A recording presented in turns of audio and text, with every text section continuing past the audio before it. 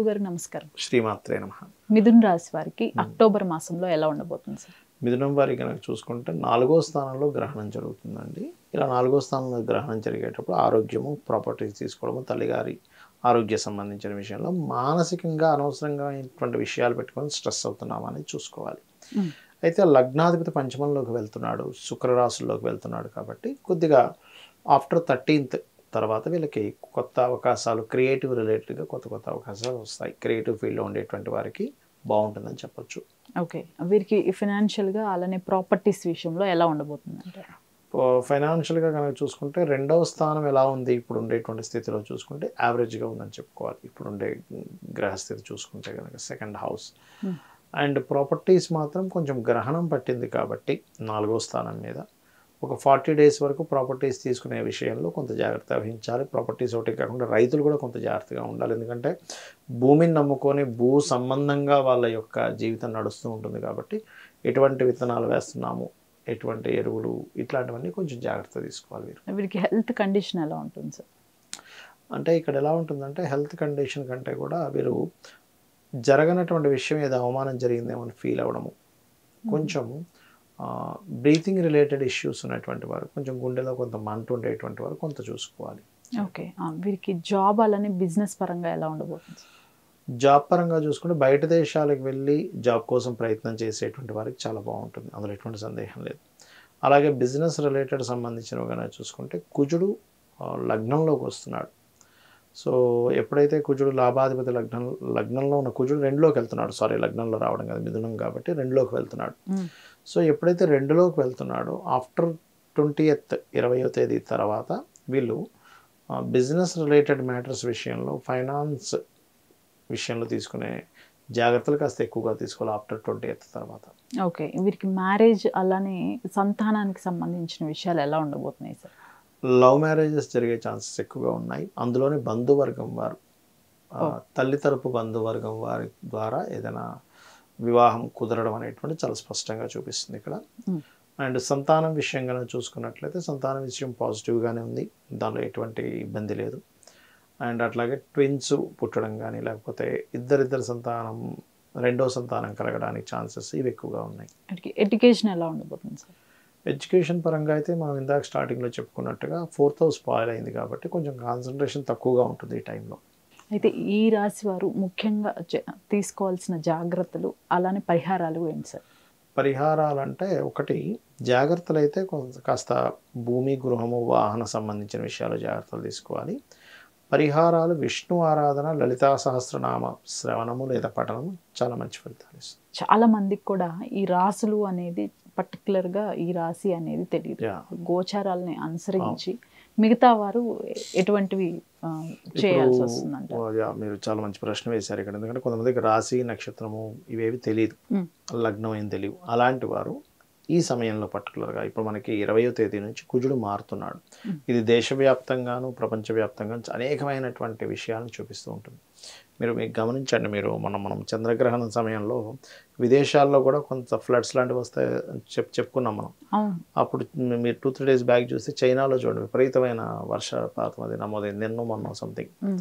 అంటే ఇక్కడ ఏంటంటే నేను అనేది ఏంటంటే ఎప్పుడైనా సరే ఈ కుజుడు నీచబడ్డా, శనిని చూస్తున్నా లేదా రాహు సంబంధించిన ప్రభావం ఎక్కువ ఉన్నప్పుడు ఏమవుతాయంటే కొంచెం గతంతో పోల్చుకుంటే ఇప్పుడు కొంత జనాల్లో వ్యతిరేకతలు కానివ్వండి, కొంత అల్లర్లు, కొంతవరకు ఈ ప్రభావం ఏదైతే స్ట్రెస్ఫుల్ని ఇచ్చేటువంటి ప్రభావాలు పెరుగుతూ ఉంటాయి లోకంలో. అందులో పర్టికులర్గా కుజుడు శనిని చూస్తున్నాడు కాబట్టి అందరూ జాగ్రత్త పడవలసిన విషయం ఏంటంటే కెరియర్ రిలేటెడ్ సంబంధించిన విషయాల్లో తొందరపాటు నిర్ణయాలు తీసుకోవద్దని చెప్తాను. ఎందుకు, శాటర్న్ మీద కుజుడు దృష్టి ఉంది ఇప్పుడు ప్రజెంట్, అందుకని అదొకటి మెయిన్. అండ్ అలాగే కొంత ప్రభుత్వాల మీద, రాజకీయ నాయకుల మీద కూడా వ్యతిరేకత బాగా పెరుగుతుంది రాబోయే 2-3 monthsలో. ఇంకా ఆల్రెడీ 1 month నుంచి దాని ప్రభావం ఉందని ఎప్పటి నుంచి చెప్తూ వస్తున్నాం, ఇంకా పెరగనుంది. అలాగే కొంతమంది నాయకులకి మంచి పేరు కూడా వస్తుంది ఎప్పుడైనా సరే నీచభంగ రాజయోగంలో రవిని చూస్తున్నప్పుడు. 2 జరుగుతాయి సైమల్టేనియస్గా. వస్తే మంచి పేరు, లేదంటే 2 వస్తాయి. అంటే కొంతమందికి మంచి పేరు వస్తుంది, కొంతమంది మీద విపరీతమైన వ్యతిరేకత వస్తుంది. అంటే ఎక్స్ట్రీమ్గా వస్తాయి. పేరు ఎక్స్ట్రీమ్లో వస్తుంది, వ్యతిరేకత ఎక్స్ట్రీమ్లో వస్తుంది. ఎందుకంటే ఎక్స్ట్రీమ్గా ఇచ్చే ప్లానెట్స్ 2 పరస్పరం నీచంలో ఉన్నప్పుడు అనమాట ఇది పర్టికులర్గా జరుగుతుంది. అయితే ఇక్కడ నేను చెప్పేది ఒకటే, సామాన్య ప్రజలు వాళ్ళకి డేట్ ఆఫ్ బర్త్ లేవు, టైం లేదు, ప్లేస్ లేదు అనుకునేటువంటి వారు ముఖ్యంగా గోశాలకు వెళ్ళి గోవులకి క్యారెట్లు బెల్లము తినిపించండి. ఇది మెయిన్గా చూసుకోండి. నవగ్రహాల్లో కుజ శని గ్రహాల దగ్గర దీపారాధన చేయండి. ఏదేమైనప్పటికీ కూడా మనకి నవరాత్రులు కూడా వస్తున్నాయి. నెక్స్ట్ సూర్యగ్రహణం కూడా వస్తుంది. సో నేను అనేది ఏంటంటే సూర్యగ్రహణం రోజు అదే రోజు మనకి మహాలయ అమావాస్య కూడా ఉంది. మహాలయ అమావాస్య ఉన్నందుకు పితృదేవతలకి పిండ ప్రదానాలు, లేనట్లయితే తిలలు వదలడము, లేనట్లయితే స్వయం పాకం ఇవ్వడము చేయండి. రెండవది ఏంటంటే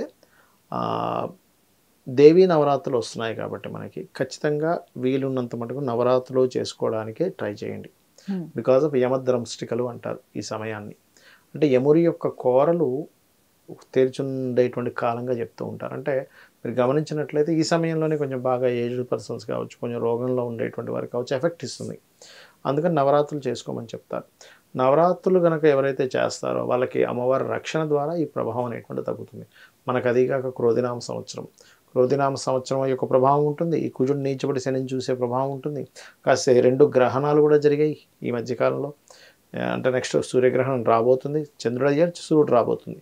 కాబట్టి ఈ ప్రభావాలు ఏవి కూడా మన మీద పడకుండా ఉండాలి అంటే ఖచ్చితంగా అమ్మవారి ఆరాధన చేసుకోవడం మంచిది.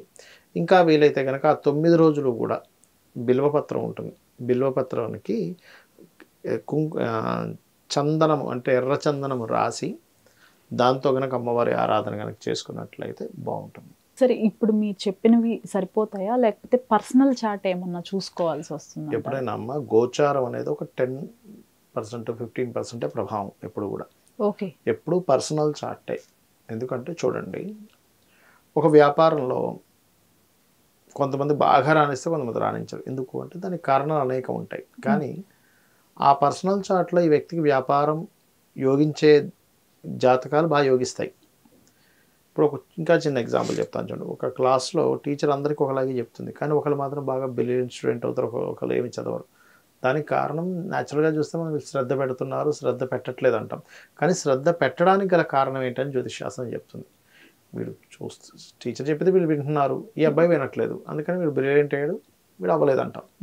కానీ ఎందుకు వింటున్నాడు, ఎందుకు వినట్లేదని చెప్పడానికి పర్సనల్ చార్ట్. ఎందుకంటే వినే వ్యక్తికి 4th హౌస్ చాలా బాగుంటుంది, వినటువంటి పిల్లవాడికి 4th హౌస్ సరిగా బాగోదు. ఒక స్కూల్కి తీసుకెళ్ళి మనం అందరి డేట్ ఆఫ్ బర్త్లు తీసుకొని అందులో క్లియర్గా డే టు టైం ఉంటే వీళ్ళు బాగా చదువుతారు, వీళ్ళు బాగా చదవరు అని చెప్పేసి ఒక చార్ట్ చూసి మనం అంటే ఏమిటి, దీని అర్థం ఏమిటి, మన పర్సనల్ చార్ట్ మన పూర్వజన్మ కర్మతో సంబంధం కలిగి ఉంటుంది. మీరు ఎదగలేకపోతున్నారంటే మీ లగ్నం పాడైంది, మీకు ధనం సరిగ్గా రావట్లేదు అంటే మీ ధనస్థానాన్ని బాగు చేసుకోవాలి. ఇక్కడ భయపడ్డాం కదా జ్యోతిషాస్త్రం ఉంటుంది, దాన్ని ఎట్లా ఇంప్రూవ్ చేసుకోవాలి. ఇప్పుడు చూడండి, బాడీలో మనకి కొలెస్ట్రాల్ పెరిగిందంటే తగ్గించుకుంటున్నాం, లేనట్లయితే బ్లడ్ సెల్స్ హిమోగ్లోబిన్ తగ్గిందంటే దానికి ఏమైనా తీసుకుంటున్నాం. అలాగే బాడీని ఎలా అయితే మనం కాపాడుకుంటామో చార్ట్లో ఓకే మనకి గ్రహాలు ఈ రకంగా ఉన్నాయి కాబట్టి దీన్ని సెట్ చేసుకోవాలి. మనం చేసే ప్రయత్నాలు సక్సెస్ అవ్వట్లేదంటే 3rd హౌస్, పిల్లలకి చదువు రావట్లేదంటే 4th హౌస్, సంతానం కలగట్లేదంటే 5th హౌస్, వివాహం అవ్వట్లేదంటే 7వ స్థానం.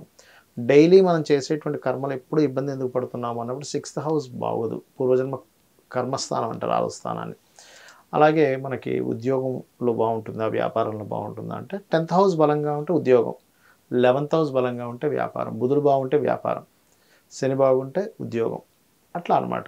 ఆ రకంగా ఎప్పుడు ఇన్వెస్ట్మెంట్ చేయాలి, ఎప్పుడు ఎటువంటి టర్నింగ్ పాయింట్స్ వస్తాయో అన్నీ కూడా జ్యోతిష్ శాస్త్రంలో మనకి పర్సనల్ చార్ట్లోనే ఉంటుంది.